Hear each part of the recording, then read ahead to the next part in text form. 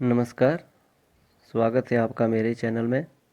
मैं हूं doctor Vipin Sharma, assistant professor in history.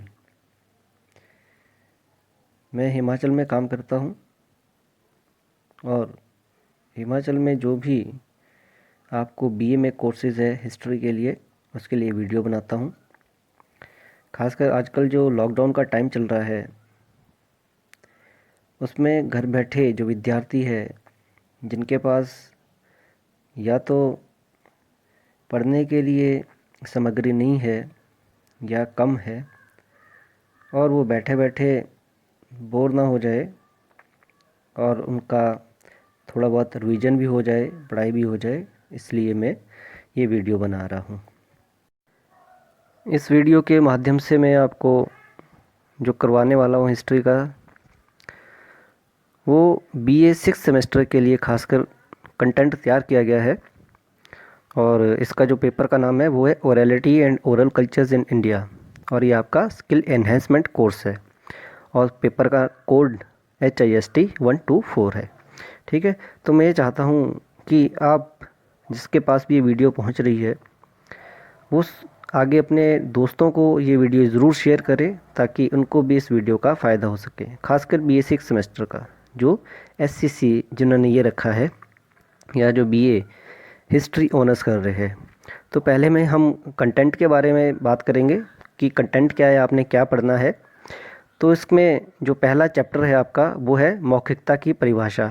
ठीक है, ओरल एंड ओरैलिटी का जो मतलब होता है वो होता है मौखिकता। ठीक है, तो orality and oral cultures in India मतलब मौखिकता, या भारत में मौखिक संस्कृतियाँ और मौखिकता, आप इसको समझ सकते हो। तो इसका पहला चैप्टर है मौखिकता की परिभाषा, कि मतलब क्या है मौखिकता, क्या होती है, मैं उसको डिफाइन करूँगा। दूसरा है मौखिकता का इतिहास एवं इतिहास लेखन। तो जो ओरैलिटी अभी तक चल रही है, उसकी क्या हिस्ट्री है, उसमें इतिहास लेखन किस प्रकार से होता है, ये आपको पता होना चाहिए। तीसरा आपका चैप्टर है लाइफ हिस्ट्रीज, सोशियोलॉजिकल एस्पेक्ट्स, जीवन इतिहास। ठीक है, तो जीवन इतिहास मतलब किसी के जीवन से घटित किस तरह का इतिहास है वो, और उसमें जो समाजशास्त्रीय पहलू होते हैं, उसके थ्रू हम जीवन इतिहास को किस तरह से समझ सकते हैं, हम इस चैप्टर में पढ़ेंगे। नेक्स्ट चैप्टर है आपका रिसर्च मैथडोलॉजी, जो शोध प्रक्रियाएं या जो रिसर्च मैथडोलॉजी इस ओरैलिटी के लिए अपनाई जाती है, ओरल इतिहास को संग्रहित करने के लिए अपनाई जाती है, उसको हम देखेंगे। और लास्ट चैप्टर है आपका दस्तावेजीकरण, लिखित एवं दृश्य, मतलब डॉक्यूमेंटेशन, रिटन एंड विजुअल्स। कि डॉक्यूमेंटेशन क्या है, जो भी हम रिकॉर्ड करते हैं मौखिक रूप से, या मौखिक इतिहास को हम रिकॉर्ड करते हैं, तो उसको डॉक्यूमेंट कैसे किया जाता है। ठीक है, उसके दस्तावेज़ कैसे तैयार किए जाते हैं, उसका रख रखाव कैसे किया जाता है, उसको प्रिंट मीडिया में कैसे लाया जाता है।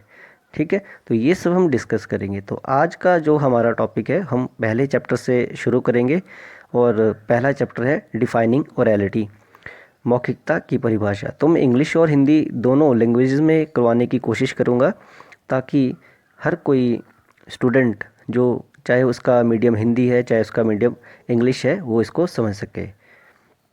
तो पहला जो चैप्टर है हमारे पास, वो है डिफाइनिंग ओरैलिटी, मौखिकता की परिभाषा, कि मौखिकता क्या होती है। तो इसकी जो डेफिनेशंस है, अगर आप डिफरेंट जो डिक्शनरीज़ है, शब्दकोश है, उसमें आपको सिंपल फॉर्म में जो ओरैलिटी है उसकी जो उसकी उसकी जो ट्रांसलेशन आपको मिलेगी कि भाई मौखिकता क्या होती है, वो होती है फॉर्म ऑफ ओरल। ठीक है, मतलब जो ओरल है ये एडजेक्टिव है, उसकी ही एक फॉर्म क्या है, ओरैलिटी है। ठीक है, तो मौखिक से ये संबंधित होता है। दूसरा स्टैंड्स फॉर स्पोकन, कि हम क्या बोल रहे हैं, तो जो बोलने में जो भी प्रयुक्त होता है वो मौखिकता है। तीसरा वर्ड ऑफ माउथ, कि मुंह से निकला कोई भी शब्द है वो मौखिकता है। अटर्ड बाय माउथ, मुंह से बोला गया। ठीक है, तो मुंह से बोला गया जो भी शब्द होगा वो ओरैलिटी है। और रिलेटेड टू स्पीच, ओरैलिटी क्या है, ये स्पीच से रिलेटेड है, भाषा से संबंधित होता है। लेकिन इसकी जो डेफिनेशन है वो क्या है, उसकी डेफिनेशन इंग्लिश में है orality is thought and verbal expression in societies where the technology of literacy are unfamiliar to the most of the population. It means कि जो ओरेलिटी है वो हमारे जो विचार है या जो हमारे वर्बल एक्सप्रेशन होते हैं, ठीक है, खासकर उस टेक्नोलॉजी के या उस सोसाइटी के जिसमें लिटरेसी की जो तकनीक है, टेक्नोलॉजी है, उससे पॉपुलेशन जो है अनफेमिलियर होती है। मैक्सिमम मतलब मोस्ट ऑफ पॉपुलेशन उससे अनफेमिलियर है। तो वहाँ पे क्या होती है, वहाँ पे ओरेलिटी चलती है। तो हिंदी में हम इसको देखेंगे क्या है, मौखिकता उस समाज के विचारों एवं बोले गए भाव है जहाँ की ज़्यादातर जनसंख्या साक्षरता से अपरिचित होती है। तो इसको आप समझ सकते हो आसानी से, अदरवाइज़ ये परिभाषा भी समझने में आपको टाइम लगेगा। आपकी जो बुक्स है उसमें आपको इस तरह की क्लियर डेफिनेशन देखने को नहीं मिलेगी। तो इसमें क्या है कि जो ज़्यादातर जनसंख्या है जिस समाज में, कोई भी समाज ले लो, कोई भी समाज आप देख सकते हो, कोई भी कम्युनिटी आप देख सकते हो, कोई भी समुदाय आप देख सकते हो, तो उस समुदाय में ज़्यादातर जनसंख्या अगर अनपढ़ है, जिसको हम सिंपल भाषा में क्या बोलते हैं, अनपढ़ बोलते हैं कि वो अनपढ़ है, ठीक है, उनको पढ़ना लिखना नहीं आता है। तो उस जगह पे जो उनके विचार है और उनके जो मानसिक भाव होते हैं वो किसके द्वारा व्यक्त करते हैं, मौखिकता के द्वारा, ठीक है। जो साक्षर समाज होता है वो क्या करता है, वो लिख के भी कर सकता है, लेकिन जो अनपढ़ समाज है या निरक्षर समाज है वो क्या करेगा, केवल बोलकर ही अपने विचार व्यक्त करेगा। तो ये क्या है, ये मौखिकता है। और मौखिकता क्या है, it is closely related to oral traditions, ठीक है। तो जो ओरल ट्रेडिशंस होते हैं हमारे, उससे रिलेटेड होती है ओरेलिटी। हिंदी में आप इसको समझ सकते हैं कि जो मौखिक संस्कृति है उससे संबंधित होती है मौखिकता, ठीक है।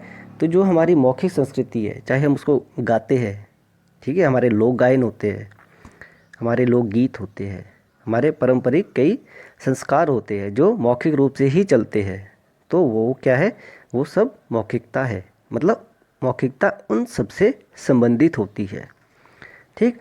और नेक्स्ट क्या है कि it is structure of consciousness found in cultures that do not employ minimally the technology of writing, ठीक है। तो इसमें हम ये समझ सकते हैं कि जो हमारा स्ट्रक्चर है कॉन्शियसनेस का समाज में, ठीक है, कोई भी संस्कृति है, कोई भी कल्चर है, उसके अंदर एक चेतना होती है, कॉन्शियसनेस, ठीक है, वो क्या समझता है, और उस कॉन्शियसनेस के लिए जो स्ट्रक्चर बना है, ठीक है, वो क्या है, वो ओरेलिटी है। मतलब हम ओरल रूप से ही सब कुछ कर रहे हैं, क्योंकि हमारी जो चेतना है समाज में, चेतना कॉन्शियसनेस आप समझते होंगे, वो किससे होगी, और उस समाज में या तो जो राइटिंग जो टेक्नोलॉजी है उसको बहुत कम लोग इस्तेमाल करते हैं या कोई भी इस्तेमाल नहीं करता है, ठीक है।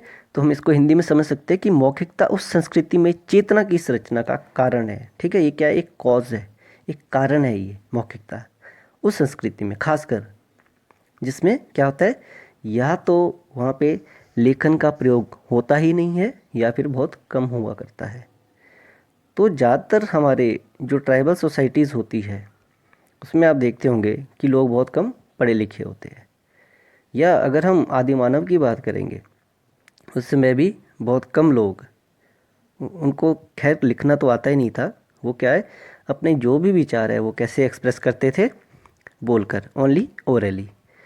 तो ओरेलिटी एक सिंपल सी टर्म है जिसको आप समझ सकते हो कि जो भी समाज जहाँ सिर्फ बोलचाल चलता है, सिर्फ वहाँ पे मुख्य द्वारा ही सारी चीज़ें होती है, लिख के कोई भी भाव प्रकट नहीं होता है, वो मौखिकता कहलाती है।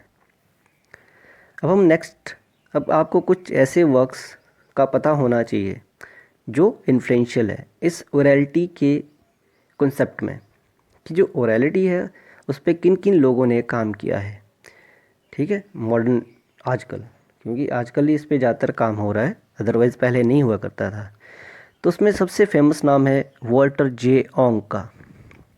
इन्होंने, वैसे तो इनके बहुत सारे वर्क्स है, लेकिन हम दो की बात करेंगे। तो दो, पहला है इसमें ओरेलिटी एंड लिटरेसी, ओरेलिटी एंड लिटरेसी बहुत फेमस वर्क है इनका, वाल्टर ए जोंग। तो इसमें वाल्टर ए जोंग जो है इन्होंने लिखी है ओरेलिटी एंड लिटरेसी।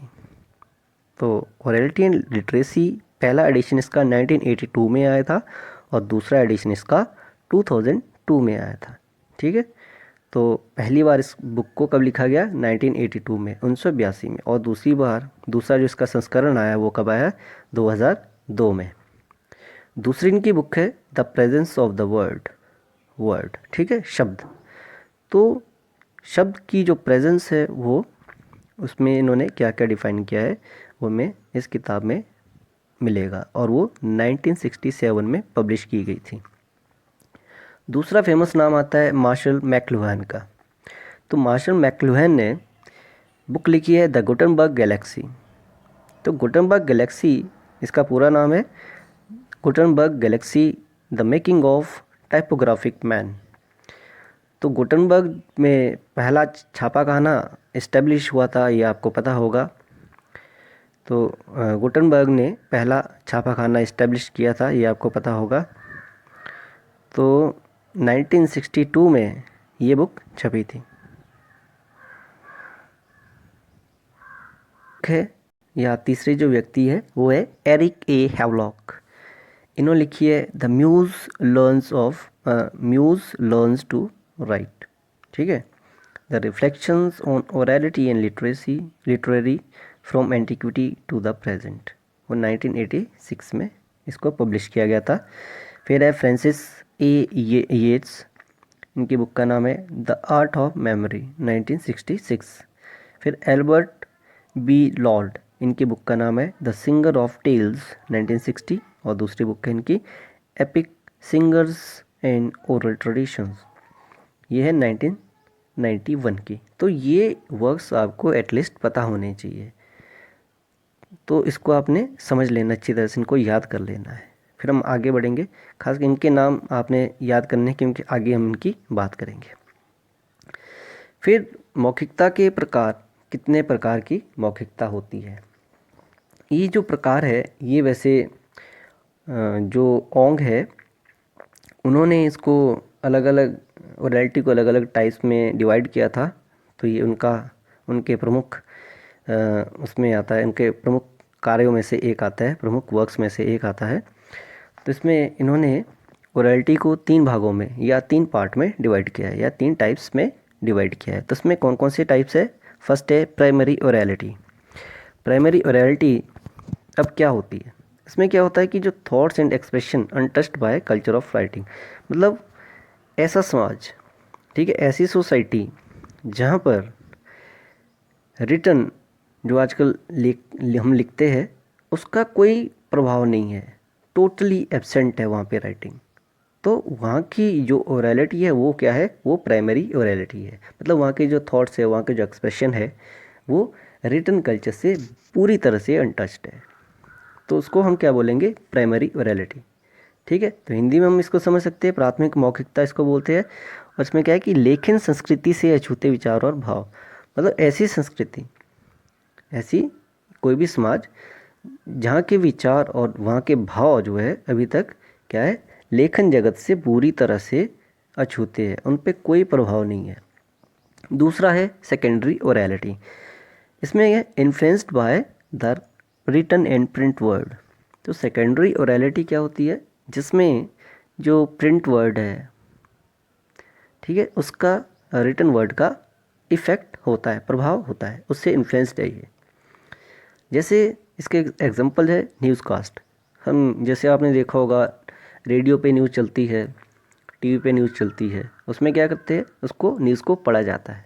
ठीक है, तो मतलब कुछ लिखा हुआ है उसको वो पढ़ रहे हैं, लेकिन ओरल ही ट्रांसमिट कर रहे हैं वो। ठीक है, मौखिक रूप से ट्रांसमिट कर रहे हैं। तो लिखा हुआ है, रिटन इससे वो इन्फ्लुएंस्ड है, लेकिन वो ट्रांसमिट कैसे कर रहे हैं? Only orally. ठीक है, तो ये होता है गौण मौखिकता, इसको हिंदी में कहते हैं। तो जैसे मैंने आपको समझा लिया वैसे ही इसमें कि लेखन और छपाई से ये प्रभावित होते हैं, ये होगी गौण मौखिकता। फिर तीसरी उन्होंने बताई रेजिड्यूल ओरेलिटी। रेजिड्यूल का मतलब होता है बचा हुआ, बचा खुचा, ठीक है, जो लास्ट में बच जाता है उसको रेजिड्यूल कहा जाता है। तो रेजिड्यूल ओरेलिटी, इसका मतलब रेमिनेंट्स, रेमिनेंट्स क्या होते हैं, अवशेष। लिगेसी, लिगेसी मतलब विरासत जो हमें मिल रहा है। और influence of a predominantly oral culture carried over into the written realm. अब इसमें क्या है कि जो भी, तो रेजिड्यूल ओरेलिटी में वो समा जाता है या वो काम आता है जिसमें क्या है कि जो एक ओरल फॉर्म चलती थी पहले, ठीक है, उसको, उस ओरल फॉर्म को as it is written form में लाया गया है। या फिर कोई ऐसा समाज जहाँ पहले सिर्फ मौखिकता ही चल रही है, ठीक है, समाज में सिर्फ मौखिक रूप से सब कुछ चल रहा है, लेकिन वहाँ पे लिटरेसी आ जाती है। अब लिटरेसी आने के कारण क्या होता है, जितनी लिटरेसी आएगी उतना लिटरेसी का इफ़ेक्ट या प्रभाव बढ़ता रहता है, ठीक है, लिटरेसी का प्रभाव बढ़ता रहता है और वहाँ पे ओरेलिटी कम होती रहती है। क्योंकि अब लिखने के भाव जो है, आप क्या कर रहे हो, जो आपके भाव है पहले सिर्फ बोले जाते थे, लेकिन अब उसको लिखना भी शुरू कर दिया है। अब इसका छोटा सा एग्जांपल क्या है, गीता।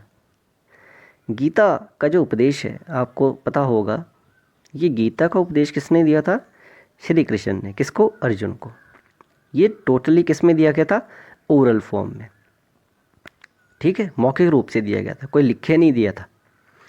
अब जो वो डायलॉग्स है जो उन दोनों के बीच में घटी है, या उन दोनों ने जो बोले हैं, उन्होंने समझा है, अर्जुन के क्वेश्चन है और कृष्ण जी के आंसर है उस पर, तो वो सारा एज इट इज़ जो है किसमें, महाभारत में उसको लिखा गया है। महाभारत भी पहले मौखिक रूप से ही चलता था, तो पहले जो भी ग्रंथ है हमारे, उनको मौखिक रूप से ही संकलित किया गया था, कि या उनको कंपोज कैसे किया गया था, ओनली ओरली कंपोज किया गया था। लेकिन बाद में वो लिखे गए जब से लिखना शुरू हुआ है, ठीक है, तो जब से लिखना शुरू हुआ उसके बाद वो रिटन फॉर्म में आए। लेकिन वो किस फॉर्म में आए, एज इट इज़ फॉर्म, जैसे वो पहले थे ओरल फॉर्म में थे, उसको वैसा ही लिखा गया, वर्ड टू वर्ड लिखा गया। तो ऐसी जो मौखिकता है, ऐसी जो ओरेलिटी है, उसको हम क्या बोलेंगे, रेजिड्यूल ओरेलिटी, ठीक है। तो ये आपको समझ आ गया होगा। हम आगे बढ़ते हैं।